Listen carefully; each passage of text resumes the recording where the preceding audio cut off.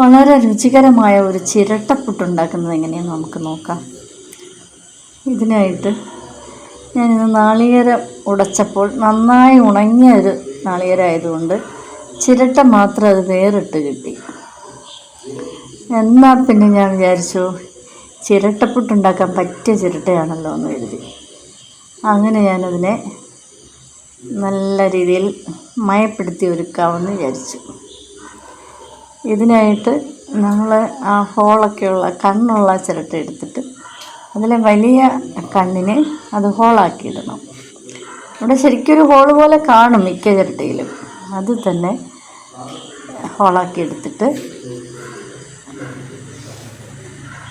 നമുക്ക് ഇനി അതിൻ്റെ പുറം വശം മിനുസപ്പെടുത്തി എടുത്താൽ മതി. അകം നമുക്ക് ഈ ചിരട്ടയിൽ നിന്ന് ആ നാളികേരം മുഴുവനായിട്ട് ഇറങ്ങി വന്നതുകൊണ്ട് അതിന് പുറം മാത്രം മിനുസപ്പെടുത്തിയാൽ മതി. അതിനായിട്ടൊരു പ്രയാസവും ഇല്ല. അതുകൊണ്ട് കത്തി ഉപയോഗിച്ച് നമുക്ക് ചിരട്ടയിൽ ആ പുറമെല്ലാം മിനുസപ്പെടുത്തി എടുക്കാൻ പറ്റും. ഒരു പാടുമില്ല. ഇത് 2 മുറി ഭാഗവും നമ്മൾ വൃത്തിയാക്കി എടുത്തു. അത്രയും മതി. ഈ ചിരട്ടയാണ് നമുക്ക് ചിരട്ടപ്പുട്ടിന് ഏറ്റവും അനുയോജ്യമായത്. നല്ല സ്മെല്ലും ഒക്കെ നിലനിർത്താൻ പറ്റിയത് ഇങ്ങനെ കിട്ടുന്ന ചിരട്ടയാണ്. ഇതിനായിട്ട് ഞാനിന്ന് ഗോതമ്പ് മാവാണ് എടുത്തത്. അത് തേങ്ങ ഒക്കെ ചെറിയതൊക്കെ ഇട്ട് നനച്ചെടുത്തിട്ടുണ്ട്. നമുക്ക് ആ ഹോളുള്ള ചിരട്ട എടുത്തിട്ട് ആ ഹോൾ ഭാഗത്ത് നമുക്ക് തേങ്ങ പിരിയിട്ട് കൊടുക്കാം.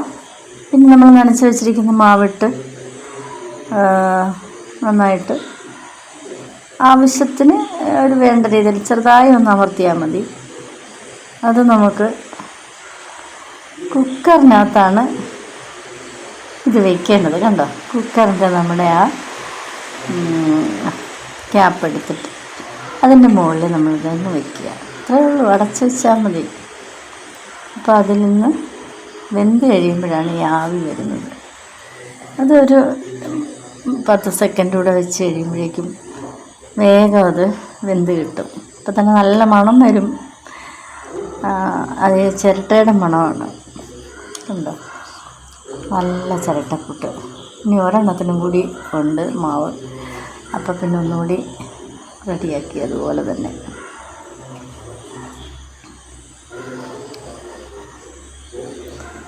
ഇതുപോലെ തന്നെ നമ്മളെടുത്താൽ മതി. ചിരട്ടപ്പുട്ട് നല്ലതാണ്.